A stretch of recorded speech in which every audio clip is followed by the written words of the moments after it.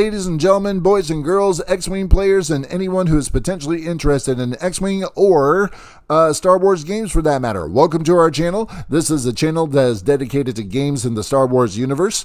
My call sign is BatMando. If you are new to X-Wing, then this is the channel to watch. If you are getting back into 2.5, then this is the place to be. And if you like to talk about building Star Wars Unlimited decks, come listen to my own 2 credits on another video, and we'll just go ahead and move on to what this video is about, and letting you know that this is the 3rd video in a series in which we are talking about scenarios.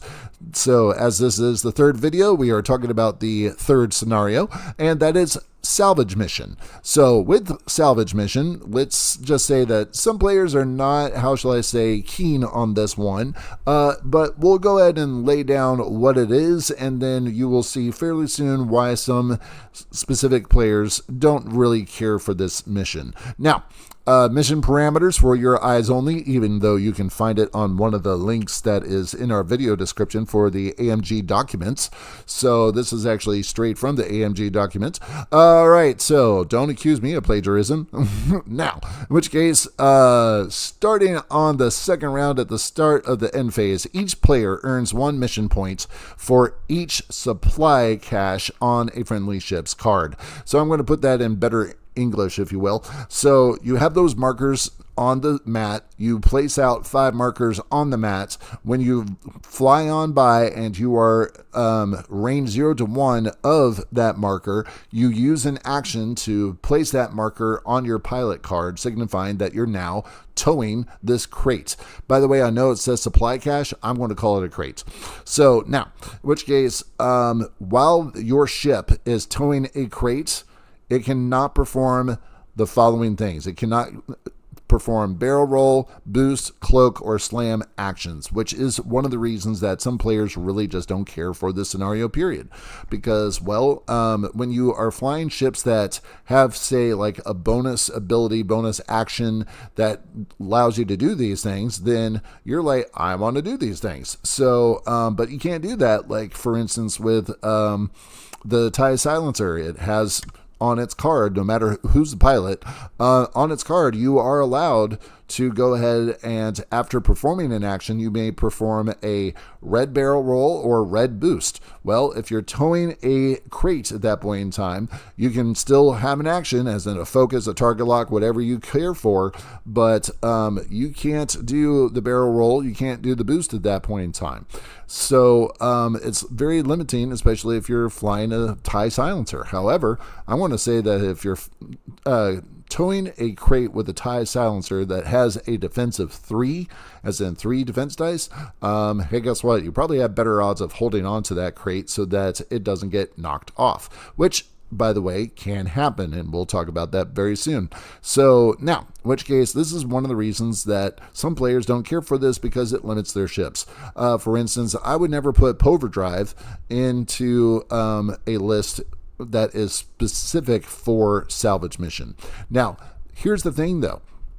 If you are playing competitively, as in a 4-round tournament, you know full well that you are going to go through each scenario at some point in time. It's at random, but you know, at least, you know, you're going to have to fly scramble the transmission, salvage mission, assault at the satellite array, and chance engagement. So you kind of had to build your list to be, how shall I say, adaptable, which means that, I'm sorry guys, you have to just accept the fact that when you get to this particular scenario, you might not be able to fly as you normally do with the barrel rolls and the boosts and everything else. Or you just flat out don't allow Poverdrive to pick up any caches, and Poverdrive is the one that's going to be speeding around trying to kill other ships, enemy ships, while your other list crews or members, whatever, other pilots in your list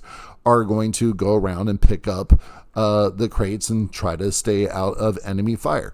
So for those of you who are new to 2.5 or just new to X-Wing period, Poverdrive is a specific build using the pilot Poe Dameron, obviously, and then there is a override or overdrive upgrade that you can put on him, and it makes him a lot faster, and you can get a slam action out of it as well. So there's that. Okay, now let's go ahead and move on to our next thing, which is going to be our objectives. So in this scenario, you want to capture and maintain more supply caches, aka crates, than your opponents. So get in, get them quickly, hold on to them, and make certain that your enemy cannot knock them off you, which, by the way, leads us to our second one, and that is strike the enemy ships with the crates and get them to drop the crate. Now, if you're asking how do you get them to drop the crate, there's one of three ways. So the first way is they choose to drop the crate at a specific time in the phases, and that's called a jettison. So you can take a look at that on the AMG website there.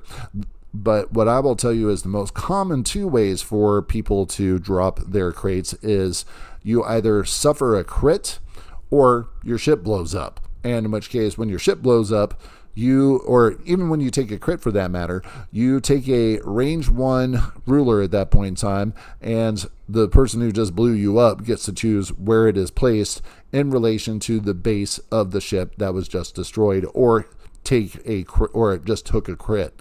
Now, just to clarify something on taking a crit, that doesn't mean taking a face up damage card. That means even if a crit is rolled and it gets through and it takes off your shield, you are dropping that crate at that point in time. Now, if you're able to block all crates, cool. Blocking all crits, then you're not dropping your crate. So now, and by the way, ladies and gentlemen, you can only have one crate per ship. I don't think I said that, so now I have said it. My mistake for not putting it in there. Okay, so you want to focus fire on enemy ships that have crates. And then, of course, you obviously, with all scenarios, you want to get to 20 points first. So get to 20 points before your opponent can and win that particular scenario. Okay, now, as an assessment, I'm going to tell you that both sides, you and your enemy, are having 5 moving targets. Okay, so that and all of them are being towed starting at second round at that point in time. So you got to keep those crates moving, and you got to keep them moving fast and away from your enemy ships. Of course, your enemy ships are going to be trying to set up a kill box at that point in time, or at least a focus fire box, and they're going to try to get that crate. So you got to be ready to bug out, as in break out with a lot of speed and get out of that box so that you can keep your crate. Now, some people may be asking this question: do you actually have the marker towed behind you? No, you don't do that. The marker is on the pilot card, so you don't have to worry about something clearing the ship that is behind you. So so be ready to bug out if your opponent is setting up some kind of kill box or focus fire box if you are towing a crate. So I would even say go ahead and make it where your ship that is towing it tries to avoid a lot of, how shall I say, contact or even close proximity to other ships. Okay, now, if you are a first player for setup, try to position 2 ships in such a way that you can pick up and tow a crate at the beginning of the second round. So that means, like, in first round or in setup, line them up. First round, get them within distance to fly and pick up the crate in the second round. And remember, that's going to be an action.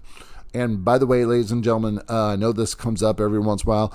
Can a ship that coordinates a tow action? The answer is no. It must be you pick up the crates. Then you can use the ship that doesn't coordinate and coordinate a focus to that person or an evade, whatever the case may be. So now, have your lower initiative ships grab those crates quicker. That doesn't mean that you need to have like a list that is built out of all low initiative. It just means that, hey, guess what? If you have a 4 and the rest of your list is like 5s and maybe a 6, then you should definitely assign and position that 4 to get close and pick up a crate as soon as possible. So, and then get them out of there, get them away from enemy fire so that they can maintain control of that crate. Okay, now we have gameplay examples here for you. So pretty soon there's going to be a card that picks up that or shows up on your screen, and you click on that and watch one of our gameplay examples of this particular scenario. Now, in addition to that, I also have another segment of this video so that you can watch how I would recommend setting up for this particular scenario. All right, ladies and gentlemen, before we move on to our video portion, I'd like to go ahead and plug Rebel Scum Con, June 27th through the 30th. They will have 3 days of gaming and also gaming demonstrations. So check out their website, rebelscumconventions.com, for more details and the calendar events and what days they take place on. And check out all the celebrities that they have coming out to do signatures and everything else. Okay, so now, this is going to require a little bit more of the board so that you can see this. Now, so with Salvage Mission, you have all 5 markers out. You'll still have your 6 obstacles, and in which case you need to first start up with the one there in the middle. So in case you have not already seen me do this, we're going to go ahead and do it again. So we go ahead and fold the 2 corners towards the center and make certain that this is lined up. So then go ahead and let those back down. Now, if you're a first player, so let's go ahead and say that this side over here is first player, you get to place your first piece on your side. Then your opponent will place theirs on their side. And then you're able to place one of yours, and we'll just go ahead and say I'm flipping it over for this reason. So you get to place one on their side, and then they get to place one of theirs on your side. So now, what I would tell you is probably a good idea for this, or at least my own 2 credits. Go ahead and get one of your pieces that is going to be range 3 of the center, and then range 2 to 4 of your board edge. Now, this is going to be determined by how you do your ship setup as well. So you want to think of this before you actually just commit everything to it. So what I would go ahead and suggest, and this is just me, I would suggest putting one of them at range 3. So, and as you can see, we got range 3 right there, just a little bit beyond. So, and then you would place one of your ships here to go ahead and pick it up later. So let's go ahead and say that you're flying a Scum Z95, and you go ahead and and put it all the way towards the back. You go ahead and do, say, a 1 forward, putting you somewhere around here, and then you can continue to do another maneuver like a 2 or a 3, and as you do that, you would go ahead and pick it up on round 2. You cannot pick them up on round 1. That is against the scenario rules. Now, which case, so you go ahead and set up one on your side, and let's go ahead and say that your opponent is basically doing the same thing. They will go ahead and put one at range 2 of their side of the board. Then you would go ahead and figure out where do you want to put yours on their side of the board. I would say if you plan on putting all your ships on one side, then go ahead and do something where you can get one of their obstacles, or one of your obstacles on their side, pretty close to range 4 so that you can get closer to it, and then possibly pick up all 3 of these in a couple of rounds. So now, in which case, name of the game in this one is pick them up. Now, coincidentally, on the other side, they will probably, oh, I didn't check for something. Let's check for something real quick. Did I make this range 3 of the center? And, oh, not really. So we'll just go ahead and move it right over there. Sorry about that. So, but at least I caught it now. Okay, so now, in which case you have these pieces that are already set, and we'll go ahead and put another one at range 3 to 4 here. So we'll go ahead and put this here. We'll double check to make sure that's range 3. It is not. We'll flip it to the other side. And there you go. Okay, so we have all the markers down, and then we go to putting out all of the different obstacles. So now, the thing I'd like to go ahead and point out is you may want to go ahead and find ways to block your opponent from getting to the marker that you have your eyes set on, or block your opponent from getting to the ones that they have their eyes set on. So in which case, go ahead and start placing them out. I would definitely try to use rocks and debris clouds for this, because if you put a gas cloud in front of this one, it's just going to inflict some ion damage, and that's not really going to do much except, you know, get rid of target locks, including your own, and that's not much of a deterrent, if you will. So now, obviously, you want to make certain that everything's still within the rule books, that you have it beyond range 2 of the side of the board here, and you want to make certain that you have it beyond range 1 of each other. But essentially, yes, trying to find ways to use the obstacles to your advantage in blocking your opponent from taking the satellites that, or I'm sorry, taking the supply caches that everybody's trying to get in order to get points in the game. So, all right, let's go back to the slideshow. All right, so we're back. Now, my own 2 credits on this. Grab your supply caches first, aka get those crates ASAP. Now, have a ship or 2 that are dedicated in your list to those supply caches or crates only. Okay. Then make certain to get the upper hand with the number of ships. So I know I say this for every scenario, but it's true. As in, like, if you get, or if you have more ships than your opponent, that means that you're able to be firing more, or you're able to be grabbing objectives more than your opponent. So, which case, and I always say that you need to build a 5-ship list so that you actually have different pilots that can use those abilities to grab these objectives or just hang around one. So in which case, there you have it. So get the upper hand with a number of ships. Make certain that you're grabbing those crates as quick as possible. Now, that being said, like to remind you that you need to make certain that you are, or make certain to rush for those supply caches, as in position your ships in a way so that you can fly around or use a running lane to get to those crates. So round 1, get into position and ready to capture for round 2. Have a ship shadowing another to grab a dropped cache. So in other words, have your primary ship up in front ready to go, but in the event that you drop that cache and your opponent decides to put it in between the first ship and the second ship, you have a second ship ready to swoop in there, pick it up before your opponent does the same thing. Then, round 2, maintain control of all your crates and focus fire on enemy ships with those crates. They will blow up or they will drop.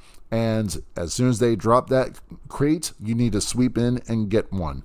So, as a reminder, even though I didn't put it in there, a ship can only carry 1 crate at a time. It can only tow 1 crate at a time. So, in which case, there is that. All right, credits to Slide Mania for the use of their slides in this presentation. And I'd also like to say thank you for watching. Make certain to follow us on Instagram or friendly on Facebook. I haven't said no to anybody yet. Make certain to click like and subscribe and check out some of our other videos as well, and tell your friends about us. If you have any questions about anything that we said in this video, drop a comment below and we will definitely make certain to go ahead and get you an answer, or maybe somebody in our community will answer it before I get to it, but whatever the case may be, drop us a comment and we love hearing from you. So thank you to SlidesGo, Flat Icon, Free Pick for the use of their media in this presentation, and as always, BatMando out.